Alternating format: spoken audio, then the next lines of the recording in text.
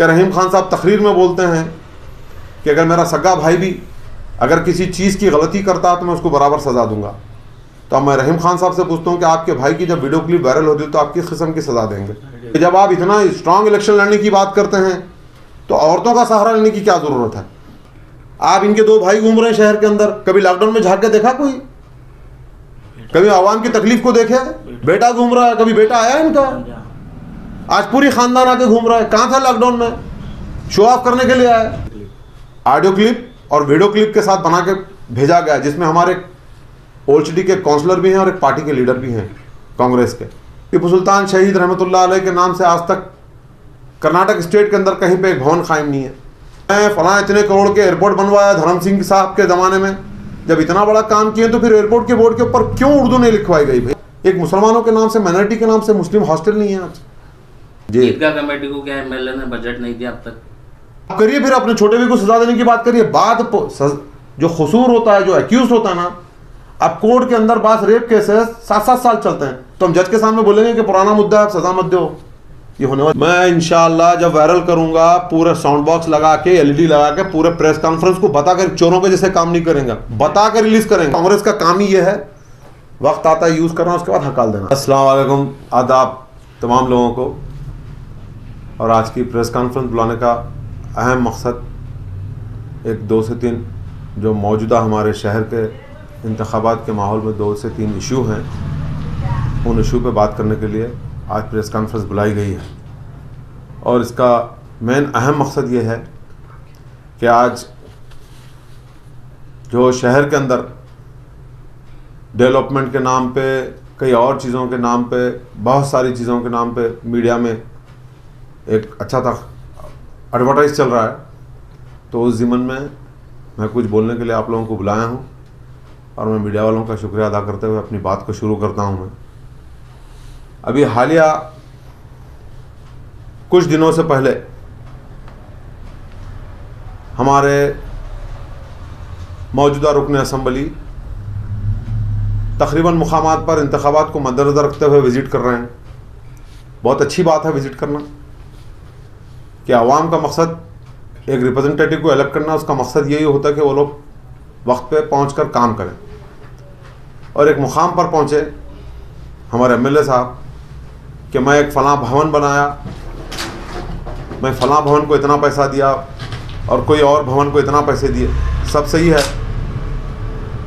लेकिन मैं ये पूछना चाहता हूँ हमारे कर्नाटक स्टेट के 7 रुकन असम्बली से कि हर शहर के अंदर एक भवन होता है, लेकिन आप जब मुसलमानों की बात आती है कि डेमोक्रेसी के अंदर एक पूरा हक है कि जो रिप्रेजेंटेटिव जिस मकसद के लिए पहुंचाया जाता है और जिस कम्युनिटी से बिलोंग करता है, उसको पूरा हक है कि वो अपनी कम्युनिटी को रिप्रेजेंट करना और सारी आवाम का ख्याल रखना।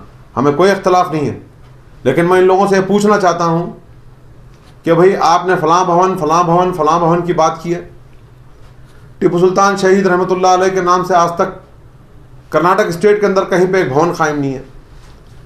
और दूसरी बात, जब टीपू सुल्तान शहीद रहमतुल्लाह अलैह के नाम का इस्तेमाल करने का वक्त आता है तो ये लोग पूरा नाम लेके इस्तेमाल करते हैं।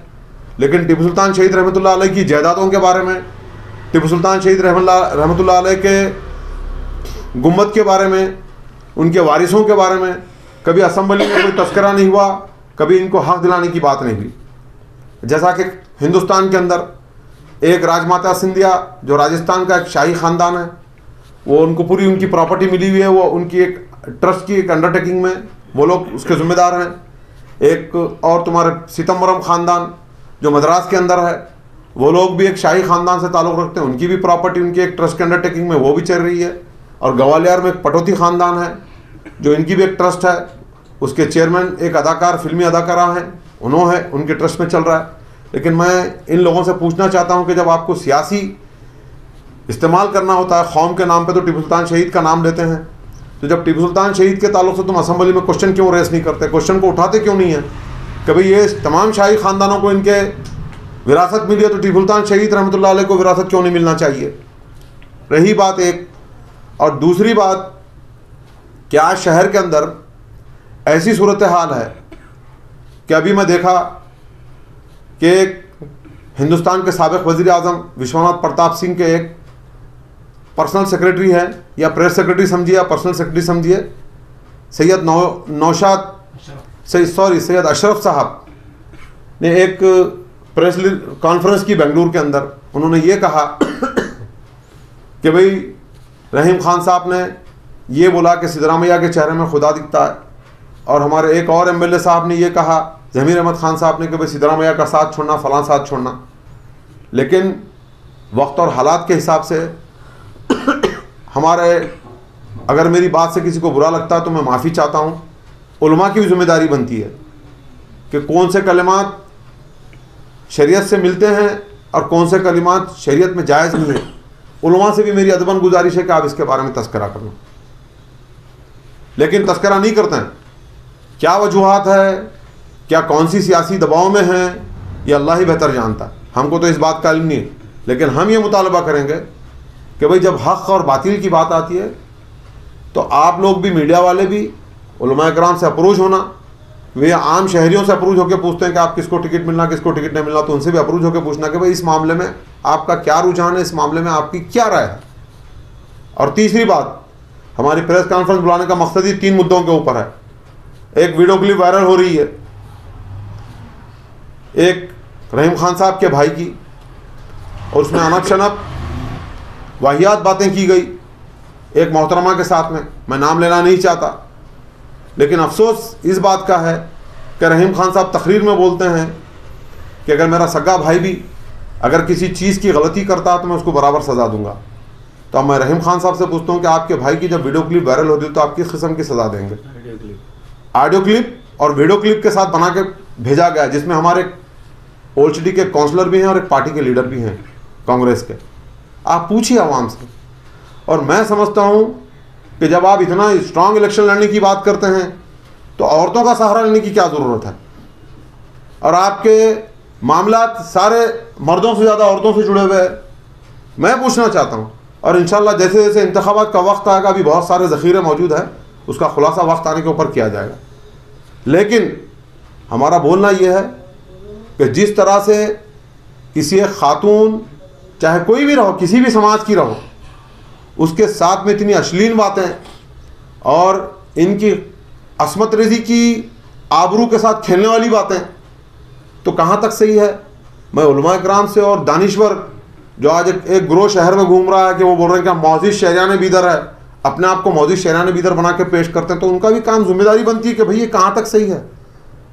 ये अगर ऐसे मामलात हो रहे हैं, हमने तो आपको कौम के नाम पर मुंतखब किया है, जबकि तुमने कौम की असमत और कौम की आबरू और बिलखुसूस ख़वातीन की, इसके ताल्लुक़ से आपके पास कोई इज़्ज़त नहीं, तो फिर इसका मकसद क्या है?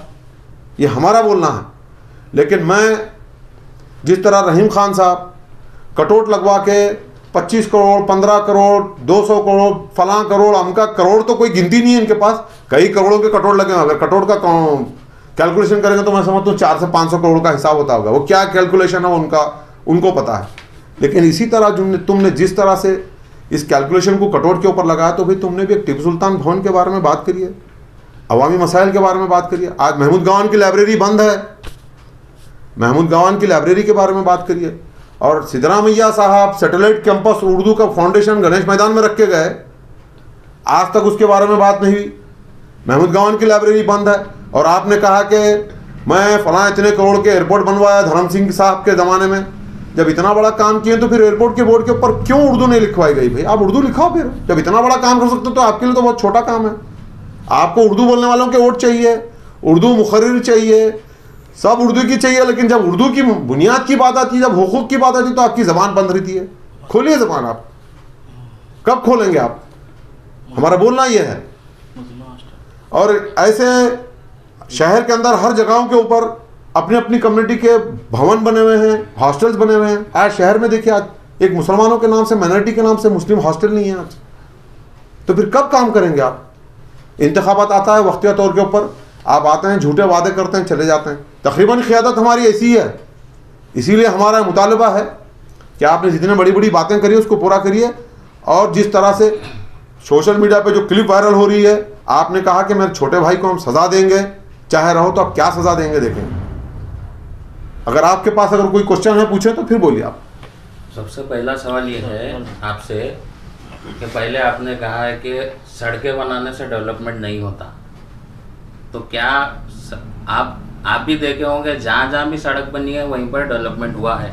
सड़क जहाँ से जाती है वहाँ पर रेट बढ़ जाता है ज़मीन का, ये क्यों होता है? फिर अगर सड़क बनाने से डेवलपमेंट नहीं होता, सड़क कहीं बनती है तो फिर वहाँ पे शॉप लगते हैं, फिर वहाँ पे बिजनेस बढ़ता है, तो ये डेवलपमेंट होता है वहाँ पर। देखिए एक बात मैं आपको बोलूँ, सड़कें निकलने से अगर ज़मीनों की कीमत बढ़ती है तो हर जगह के ऊपर जब अगर सड़कें निकलेंगी तो फिर बंजर बियाबान ज़मीनों की भी कीमत बढ़ जाती है। सड़क निकालने का मकसद सिर्फ ये है कि लोगों को आमाद और जो बुनियादी सहूलत है, फंडामेंटल राइट जिसको बोलते हैं, वो है लाइट, बिजली, पानी, schools. Main important fundamental rights में नंबर 1 पॉइंट के ऊपर कोई चीज़ है तो वो स्कूल्स है। स्कूल्स के मामले में बात होना, कहाँ है भाई उर्दू के स्कूल्स कहाँ है? मदारिस के आज क्या हाल है बताइए आप। सैटेलाइट कैंपस का क्या हाल है देखिए आप, सोलपुर में जाके देखिए। जिंदी मिसाल उर्दू लाइब्रेरी को आप फंडिंग नहीं करा सके। आज लाइब्रेरी के स्टाफ को 1.5 साल से तनख्वाह नहीं है, एक कोने में सिमट के रखे कूचे के अंदर। नहीं, आप बोल रहे कि उनको बजट दे रहे, उसको बजट दे रहे, तो आपको देख ईदगाह कमेटी के सदस्य है, ईदगाह कमेटी को क्या एमएलए ने बजट नहीं दिया अब तक? ईदगाह कमेटी फंड नहीं आया। ईदगाह कमेटी के ताल्लुक से एमएलए साहब आए थे, बोर का वादा किए, काम नहीं हुआ, सिर्फ एक बोर डाले और चले गए। जो हकीकत है, मैं इबादतगाह के बारे में झूठ नहीं बोलूँगा। इससे पहले कोई बजट नहीं आया, इससे पहले कोई बजट नहीं है। और दूसरी बात रही, हमारा एमएलए साहब से मुतालबा है कि तुमने इतने भवन बनाए, हज़ारों करोड़ रुपए खर्चा किए, तो हमारा बोलना है कि एक टीपू सुल्तान भवन भी तामीर करवाइए। आप मुंह खोलिए, जब हक की बात आती है तो आप मुंह खोलिए, बोलिए। आप असेंबली में क्वेश्चन रेज नहीं कर तो आज बोलिए ना भाई कि मैं टीपू सुल्तान भवन बनाता हूँ। नहीं बोल सकते, हमको मालूम है नहीं बोल सकते। उर्दू के ताल्लुक से भी नहीं बोल सकते। मैं इतने 100 करोड़ का एयरपोर्ट बनाया, धर्म सिंह साहब बनाए, फलां बनाए, ओके सब बनाए, कोई इख्तलाफ राय नहीं है। उर्दू पे इतना बड़ा जब काम किए तो छोटा काम करवा दीजिए। उर्दू के ऊपर बोर्ड के ऊपर एयरपोर्ट के उर्दू लिखवा दीजिए आप, फिर हम मान जाएंगे कि भैया हकीकत में आपने काम किया है। तो आपको लगता है कि ओल्ड सिटी में मतलब उन्होंने कुछ काम किया ही नहीं? क्या काम बताइए, आप क्या काम किए हैं?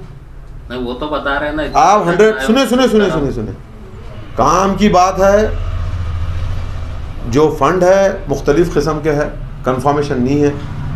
कोई फंड नगर उत्तान का है, कोई फंड कोई और का है, कोई फंड कोई और का है, कोई फंड विजर उत्सव का है। तो सब फंडों का बहुत बड़े लोचे हैं। मैं इसमें जाऊंगा तो बात बहुत बड़ी हो जाएगी। मेरे पास पूरे प्रूफ हैं, इंशाल्लाह वक्त आने पे बताऊंगा कि कौन से फंड में इन्होंने कितना काम किया और कितने घोटाले किए, पूरी रिपोर्ट है हमारे पास आरटीआई की।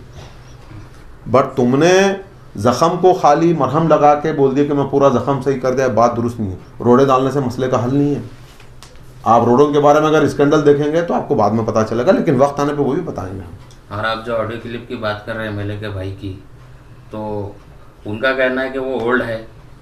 ऐसा कहा जा रहा है कि वो ओल्ड रिकॉर्ड है, उसको अब इलेक्शन के टाइम पे मुद्दा बनाया जा रहा है। अच्छा, इसको इशू बना रहे हैं तो फिर आप बदनाम करने के लिए। आपको मालूम होना चाहिए, जो ऐसी बातें करता, कोर्ट के अंदर 3-3 साल पुराने केसेस चलते हैं, तो फिर कोर्ट में भी जजमेंट के टाइम वही बोलना कि हमारा 4 साल पुराना मसला, आप सजा मत दीजिए बोलना। फिर क्यों बोलते हैं? वकील क्यों वकालत करता है, क्यों सिफारिश करता है, पब्लिक प्रोसिक्यूटर क्यों हेल्प करता है, कंप्लेनर की क्यों हेल्प करता है? ये सिर्फ ये है अपने आप को सेव करना, आवाम का माइंड हटा देना। आप इनके 2 भाई घूम रहे हैं शहर के अंदर, कभी लॉकडाउन में झांक के देखा कोई? कभी आवाम की तकलीफ को देखे? बेटा घूम रहा है, कभी बेटा आया इनका? आज पूरी खानदान आके घूम रहा है। कहाँ था लॉकडाउन में? शो ऑफ करने के लिए आया। हमारे पास हमारे नाम के ऊपर 40 लोगों पे सोमोटो के तहत केस बुक किए गए, violation of lockdown, violation of 144, violation of peace. आप करिए, फिर अपने छोटे भी को सजा देने की बात करिए। बात जो कसूर होता है, जो एक्यूज होता है ना, अब कोर्ट के अंदर बात रेप केसेस 7-7 साल चलते हैं, तो हम जज के सामने बोलेंगे कि पुराना मुद्दा है, आप सजा मत दो। ये होने वाली बात नहीं है। अब आप बोल रहे हैं एमएलए साहब ओल्ड सिटी में नहीं है कोविड के टाइम पे, लेकिन जितने लीडर सब इलेक्शन के टाइम पे कैंडिडेट बन के घूम रहे ओल्ड सिटी में, वो कहाँ थे फिर कोविड के टाइम? नहीं, क्यों आप ये सवाल नहीं पूछे? सबसे देखिए, हम कभी पूछे इनसे सवाल? सबसे पूरा नाम लेकर कभी आप पूछे? आप किसी का नाम ले, देखिए सबसे पहली बात मैं आपको क्या बोला, कोई लीडर, मैं एक परसों इससे पहले भी बैठ में बोला कि कोई लीडर गवर्नमेंट हॉस्पिटल को आ रहे हैं, विजिट कर रहे हैं, तुम बोल रहे हैं कि मैं ओपन करा, तुम बोल रहे हैं कि मैं ओपन करवा, सब सही बात है, लेकिन आज भी 100 बेड हॉस्पिटल को 100 बेड हॉस्पिटल की हैसियत नहीं है, स्टाफ नहीं है। हॉस्पिटल के सामने इतना कूड़ा, पीछे साइड में इतना कूड़ा पड़ा हुआ है। मैं जाके सीएमसी कमिश्नर को 2 बार अप्रोच हुआ, उसके बावजूद भी कोई ध्यान नहीं है। खाली हवा में बातें हैं। तो इसके जिम्मेदार कौन है? आपको क्या लगता है, मतलब जिसके लेटर से हॉस्पिटल बना वो जिम्मेदार है, या जो फिर बजट ला के हॉस्पिटल बना वो नहीं, जो कोई जिम्मेदार नहीं है। सबसे पहली जिम्मेदारी चाहे एमपी हो, चाहे इंचार्ज मिनिस्टर हो, चाहे एमएलए हो, इनकी जिम्मेदारी बनती है, क्योंकि इलेक्टेड रिप्रेजेंटेटिव है। इनकी बात असेंबली में होना इंप्लीमेंट होता है, और विदाउट पावर का आदमी कोई बात बोलता तो उसकी इंप्लीमेंट नहीं होता। जैसा कि एक छोटी बात बता देता हूं मैं आपको, मेरे पास कॉपियां हैं। 94-95 के दरमियान में माइनॉरिटी लैंग्वेज कमिश्नर की कर्नाटका स्टेट के अंदर सर्वे हुआ। हरीश गुप्ता की ऑर्डर कॉपी है मेरे पास। उस ऑर्डर कॉपी में लिखा हुआ है कि उर्दू को, जहाँ पे 17% की पॉपुलेशन उर्दू बोलने वाली होती है, उस जबान को, लैंग्वेज को इम्प्लीमेंट करना। हरीश गुप्ता ने लेटर जारी करके माइनॉरिटी लैंग्वेज कमिश्नर को भी लेटर इशू किए हैं, और माइनॉरिटी कमीशन भी उस बात का सर्वे किया है। लेकिन तुम क्यों नहीं बोलते फिर? इलेक्टेड रिप्रेजेंटेटिव ने तो फिर हम बाहर वाले को बोलेंगे। इलेक्टेड रिप्रेजेंटेटिव का काम ये होता है कि तुम्हारी बात इंप्लीमेंट होती है, जो इलेक्टेड नहीं होता उसकी बात इंप्लीमेंट नहीं होती है, चाहे कुछ भी बोल ले। वो बोलेंगे कि मैं महमूद खान बना दूं, वो बात उसमें सच्चाई नहीं होगी। अभी आप जैसे भवन की बात कर रहे थे, टीपू सुल्तान भवन होना चाहिए बीदर में, तो कर्नाटक में कहीं पर भी नहीं है, तो बीदर के फिर बीदर को क्यों चाहिए भवन, और बीदर के एमएलए को क्यों आप लोग टारगेट कर रहे हैं? देखिए, कर्नाटक में तो सब मुस्लिम एमएलए बहुत। तो मैं आपको पहले ही बोला ना कि 7 एमएलए जो हैं, उन लोग 7 लोग मिल के, जहां पे आप जब टीपू सुल्तान का नाम सियासी तौर पे इस्तेमाल करते हैं सियासी मफाद के लिए, तो इसके बारे में भी सिफारिश करना चाहिए। भवन बनाना कोई गलत बात नहीं है, भवन बनने से आवाम के फायदे होंगे। भाई कम्युनिटी है, एक कम्युनिटी अपने कोई धर्मगुरु के नाम पर रखती है, कोई कम्युनिटी अपने लीडर के नाम पर रखती है, तो हम भी हमारा हीरो है टीपू सुल्तान शहीद रहमतुल्लाह अलैह, तो हम बोलेंगे। और आपकी इत्तला के लिए, टीपू सुल्तान शहीद रहमतुल्लाह अलैह की यौम पैदाइश के ऊपर छुट्टी के लिए जो सबसे पहले मुहिम शुरू हुई थी, शहर बीदर से शुरू हुई थी 2013 से, जिसमें हम काफ़ी सारे बीदर के लोग थे। अल्हम्दुलिल्लाह उस मुहिम ने सारे कर्नाटका स्टेट में चली। उसके बाद छुट्टी डिक्लेयर हुई, कुछ सियासी मामला में छुट्टी कैंसिल भी हो गई। वो आप जानते कौन कैंसिल करे और कैसे हुआ। आप और आपकी पार्टी जी माइनॉरिटीज़ के वोट की बात करते हैं, तो जब माइनॉरिटीज़ पे कांग्रेस के एक लीडर बीदर के वाइफ होटल में आए थे, तो वहाँ पर जुम्मेदारों की एक मीटिंग हुई, आप भी उसमें गए थे, जबकि आप आपकी पार्टी के प्रोटोकॉल को तोड़कर गए कि दूसरी पार्टी के एक लीडर के सामने आप जाकर अपील करें कि एक माइनॉरिटी के लीडर का टिकट कट किया जाए बीदर से। लेकिन इसके बावजूद आप उनको ये सवाल नहीं करें कि बीदर में और या हैदराबाद कर्नाटक रीजन में 2 माइनॉरिटीज़ के टिकट दिया जाए। ये आपके सवाल जहन में क्यों नहीं आया उस वक्त? देखिए, सबसे पहली बात विवेक होटल के अंदर जो कॉन्फ्रेंस हुई, उस कॉन्फ्रेंस की इन्फॉर्मेशन मिस इन्फॉर्मेशन थी, और हमने ये नहीं बोला कि टिकट किसी का काटो। आप देख लें उस स्टेटमेंट के अंदर मैंने कहा कि मैं किसी की तायद और किसी की मुखालिफत में नहीं बोल रहा हूँ, और हमने ये बोले कि हमारी पार्टी भी इलेक्शन लड़ा सकती है, डेमोक्रेसी, हमको भी पूरा राइट्स है। लेकिन हमारी पार्टी 70 साल से मुसलमान वोट की ठेकेदारी नहीं करी जो कांग्रेस करती आई। और वहां 70 साल से आपकी पार्टी के भी तो लोग उनके साथ ही थे ना? नहीं 70 साल से नहीं, गलत बात। 70 साल से नहीं थे, कुछ अरसा थे। उसके बाद में क्या हुआ कि सियासी इख्तलाफात की वजह से जो, क्योंकि कांग्रेस का काम ही ये है वक्त आता है यूज़ करना, उसके बाद हकाल देना। आप देखें ना आंध्र प्रदेश के अंदर चिरंजीवी का क्या हाल कर दिए। चिरंजीवी एक स्ट्रांग हो गया, लग गया, लेकर सेंटर में वजारत दे दिए, उसके बाद मंत्री बना दिए, काम खत्म हो गया। चिरंजीवी का वजूद नहीं है। कांग्रेस का अगर ये हाल हो रहा है तो फिर जनता जो है एमआईएम पर क्यों विश्वास नहीं कर रही? बिहार में जो है 4 एमएलए आपके भाग जाते हैं पार्टी छोड़कर, गुजरात में जो है एमआईएम वहाँ पर हार जाती है, और बीदर में जो है एमआईएम पूरी वीक है यहाँ पर। क्यों फिर एमआईएम की ये हालत क्यों हो रही है? देखो यार, भागने और पकड़ने की बात करेंगे तो स्टैंडिंग गवर्नमेंट में कांग्रेस के 17 एमएलए भाग गए, बीजेपी को स्टैंड करें। ये भागना भगाना एक कॉमन बात है। तो हमारा असद साहब आके बोलेगा तुम भागो 17 उधर बीजेपी को स्टैंड करो। एक डेमोक्रेसी, एक हमारी पार्टी, बिल्कुल आपकी बात बजा है कि स्ट्रांग नहीं है कुछ जगहों के ऊपर, ये वक्त का तकाजा कैडर की वजह से होती है। लेकिन हम अल्हम्दुलिल्लाह हमारी पार्टी जहाँ तक है मजबूत है। लेकिन आप नेशनल पार्टी का हाल देखिए जो 70 साल से हुक्मरानी करी, आज कूचों में सिमट गई है। अब 3 स्टेट में शिकस्त हुई, क्या असद साहब जाके बोले क्या वहाँ शिकस्त, तुमको वोट डालो बोल के? क्यों शिकस्त हुई 3 स्टेट के अंदर? नॉर्थ में हुई ना परसों इंतखाबात हुए असेंबली, असद साहब गए क्या उधर? मजलिस गई क्या उधर? कोई नहीं गई। तुम शिकस्त हुए क्योंकि तुम्हारी कारकर्दगी वैसी है। सिर्फ मुसलमानों के वोट बटरना, मुसलमानों को धोखा देना, उसके बाद इंतखाबात खत्म हो गए, गुड टाटा गुड बाय।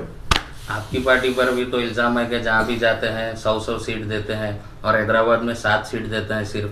इस बात को देखकर, इस एलिगेशंस को लगातार देखने के बाद क्या अकबरुद्दीन ओवैसी ने इस बार ये ऐलान किया है कि 50 सीट दिए जाएंगे? देखे, अपने ऐबों को छुपाने के लिए इस तरह के ऐलान किए जा रहे हैं। सियासत में कोई ऐब वैब नहीं होते भाई। मैं आपको एक बात बता देता हूँ, सियासत के अंदर जब राहुल गांधी अपनी जाए पैदाइश, जो अपनी ख़ानदानी सीट रायबरेली में शिकस्त के डर से साउथ इंडिया में आके एक मुसलमान सीट आने की सीट को, आप बताइए, जो हमको बोल रहे हम तो साथ हैं ना भाई, हमारे पास साथ हैं, चले मान गए, हमारा एक एमपी है साउथ इंडिया में, कितने मुस्लिम एमपी को टिकट दिए, कांग्रेस कितने एमपी जीता 20 साल से, ज़रा पूछिए आप उनको, कांग्रेस के लीडर को पूछिए आप, कहाँ बताइए। एक रिजवान अरशद को टिकट दिए, वो भी कब, लास्ट टाइम पे दिए, वो भी शिकस्त हो गई। रिजवान अरशद को कांग्रेस टिकट दे के फिर इनको हराने का काम करती है। रहीम खान साहब वही करते हैं, एक वार्ड में एक को टिकट देते हैं, उसके खिलाफ में फंडिंग करते हैं, इसको हराते हैं, उसको जिताते हैं, वही है कांग्रेस की पॉलिसी है। तो अब ये कर्नाटक के जो आने वाले असेंबली चुनाव है, इसमें आपकी पार्टी किसके साथ है? बिल्कुल, अभी हमारा टिकटों का कोई फैसला हमारे बैरिस्टर असदुद्दीन अवैसी साहब हमारे कौमी सदर करेंगे। अब उनके फैसले का इंतजार करेंगे, जैसे हमको इंटीमेशन मिलेगा हम आप तक वो बात पहुंचा देंगे इंशाल्लाह। आपकी पार्टी इंडिपेंडेंट इलेक्शन लड़ेगी या किसी के साथ अलायंस होकर? अभी कुछ नहीं बोला जाएगा अलायंस के ताल्लुक से, कोई बात वाजे नहीं है, जब वाजे होगी इंशाल्लाह हम बोल देंगे। पिछली बार भी तो आपके सदर जो है जेडीएस के साथ अलायंस थे। नहीं, पिछली बार थे, हकीकत बात है, इसमें दो राय कोई नहीं है, अलायंस हुआ है, लेकिन अभी का फिलहाल कोई कंफर्मेशन नहीं, जब होगा हम आपको बता देंगे। क्या आप ये बता सकते हैं कि चलो रहीम खान को टिकट नहीं दिया जाएगा, तो विकल्प कौन है फिर? रहीम खान का विकल्प कौन है? क्योंकि एमआईएम में तो कोई कैंडिडेट अभी तक ऐसा आगे आया नहीं कि उसको टिकट दी और वो जीत सके। देखिए भाई, मैं आपको एक बात बता दूं, मैं मुतबादिल और अल्टरनेट के नाम के ऊपर कोई कौम का काम नहीं होता, और अल्टरनेट और मुतबादिल का इंतज़ार सिर्फ कमज़ोर कौम की पहचान है। जो कौम कमज़ोर होती है वो मुतबादिल का और अल्टरनेट का इंतज़ार करती है।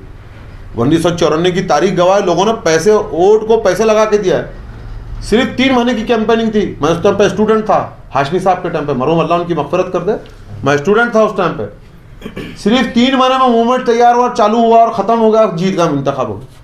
ये सिर्फ यहाँ की कांग्रेसी लॉबी अपने जहन में एक बात डाल दी कि कौन है कौन है कौन है, को जमहूरियत के अंदर कौन कब आता है, कब किससे मिलते हैं, कब कौन भाग जाता है, कोई पता नहीं है, लेकिन इंशाल्लाह आएगा इधर भी अल्टरनेट। और अल्टरनेट की इन्होंने पहले बीजेपी के नेता ने कहा है बिदर के 12,000 वोट बोकस है जो विधायक करवाते हैं इलेक्शन में, तो आपको क्या लगता है कि उनकी बात सही है? 100%, हर वार्ड में 300 वोटा हैं, हमारा बोलना वही है। इनके पास वोट के नाम के ऊपर हर वार्ड में औरतों को इस्तेमाल करके, औरतों के साथ औरतों की असमत से खिलवाड़, जो वीडियो क्लिप वायरल हो रही है, और फिर औरतों का इस्तेमाल, और तुम मजबूत क़यादत की क़यादत का दावा करने वाले फिर तुम औरतों का सहारा लेकर फिर बोकसिंग करेंगे, क्यों? जब आप सॉलिड खड़े हैं तो खरी चीज़ तो कहीं भी चलेगी ना भाई। लेकिन ये सवाल तो बीजेपी के नेता की ओर से आया, जबकि बीजेपी के ऊपर खुद ये आरोप है कि वो मशीनों में सेटिंग करवाती है। नहीं, मैं इसके बारे में मैं स्टडी नहीं किया हूँ, अभी मैं कुछ बोल नहीं सकता हूँ। अब मेरे पास जब प्रूफ आएंगे मैं स्टडी करूँगा, उसके बाद बोलूँगा आपको मैं। सर, आपके ही कई ऐसे इंटरव्यू जिसमें आपने कहा है इलेक्शन के सामने हम एमएलए रहीम खान के जितने वीडियो क्लिप है वो वायरल करेंगे, क्या ये जो वीडियो क्लिप आई है उसमें से ही एक है या आपके वीडियो क्लिप अभी आने वाले हैं? मैं इंशाल्लाह जब वायरल करूंगा पूरा साउंड बॉक्स लगा के, एलईडी लगा के, पूरे प्रेस कॉन्फ्रेंस को बताकर, चोरों के जैसे काम नहीं करेंगे, बता कर रिलीज करेंगे, ऐसा बता के वादे तौर पे। और ये जो कर रहे हैं ना, आप लोगों को पता है साइबर क्राइम में मालूम हो जाएगा किसने वायरल किया, पता चल जाएगा।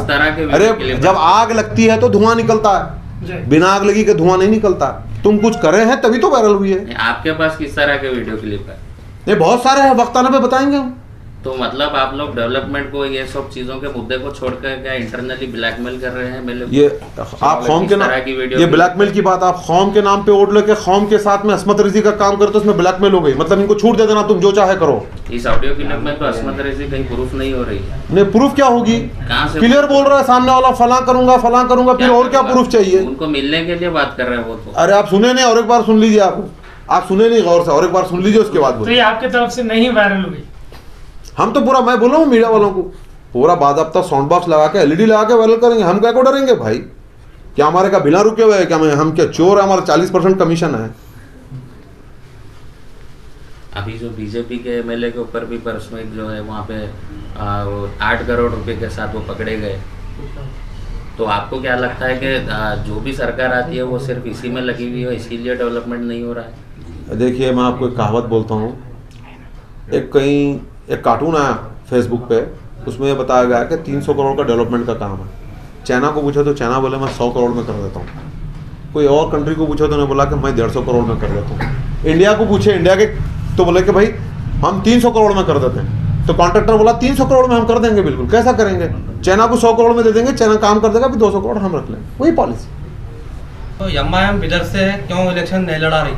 तो प्रेजेंट एमएलए मुस्लिम रहने से नहीं, आप तक आज तक नहीं कैंडिडेट नहीं ठहरा कराए। देखो, सबसे पहली बात मैं आपको एक बात बोलूँ, अब के असम्बली इंतखाबात में हमारी पार्टी 100% इलेक्शन लड़ाने वाली है, लेकिन अभी कोड ऑफ कंडक्ट नहीं लगा, अभी डेट नहीं आई।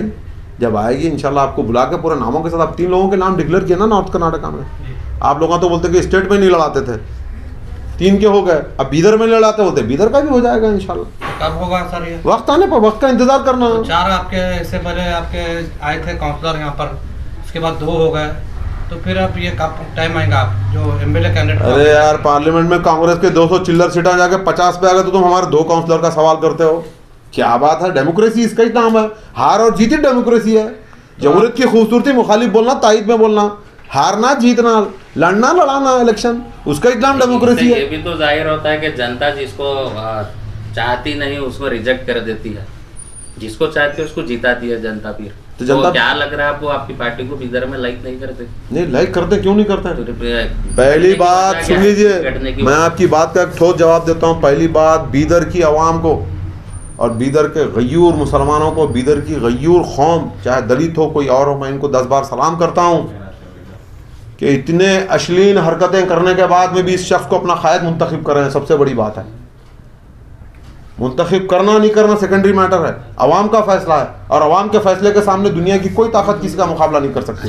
अश्लील हरकत जो है एमएलए के तरफ से तो नहीं जाहिर हुई कि एमएलए ने तो नहीं किया ना ये काम। अब आपका बोलने का मतलब एमएलए करता है तो एमएलए का भी बताएंगे इंशाल्लाह, वो भी वक्त आएगा, वो भी बताएंगे। आदमी को जो है चुनते हैं, मतलब आपका बोलने का मतलब एमएलए की तो ऑडियो बिल्कुल है ना, है, उनकी भी रिकॉर्डिंग है। जब वक्त आएगा बताएंगे, अभी बिगल तो बजने दो ना, हम बिगल का इंतजार कर रहे हैं भाई। तो अभी आप कलेक्ट कर रहे हैं। देखिए, कोर्ट के अंदर बात बहुत लंबी हो जाएगी। कोर्ट के अंदर कोई अगर चोरी का, कोई मर्डर का अगर मुकदमा चलता है 6-6 साल 7-7 साल, तो Indian IPC, Indian penal code ये बोलता है कि चोर चोरी करता है बराबर का कसूरवार, चोरी किया हुआ माल खरीदने वाला भी बराबर का कसूरवार। आप समझ लीजिए इनडायरेक्ट, मैं खुलासा करना नहीं चाहता, बात बड़ी हो जाएगी, और इंशाल्लाह जैसे जैसे वक्त आएगा हम हर चीज़ फ्लैश करेंगे, जरूर करेंगे इंशाल्लाह। कई लीडर का ये भी कहना है, बैरिस्टर असदुद्दीन अवैसी साहब कर्नाटक पर नजर इसलिए रखे हैं यहाँ पर बीजेपी को फिर से जिताना, इस पर क्या कहेंगे आप? और 3 स्टेट में बीजेपी जीत गई, असद साहब गए नहीं, जीत गए, फिर पूछो कैसा जीती? नॉर्थ में नागालैंड, मिजोरम, परसों 3 स्टेट में इलेक्शन में क्या असद साहब गए? गुजरात में तो असद साहब गए थे, फिर गुजरात में तो असद साहब गए थे ना। नहीं, अरे गुजरात में गए, डेमोक्रेसी है, सब दूर जा सकते हैं, कोई एनजीओ नहीं है, नहीं एनजीओ नहीं है।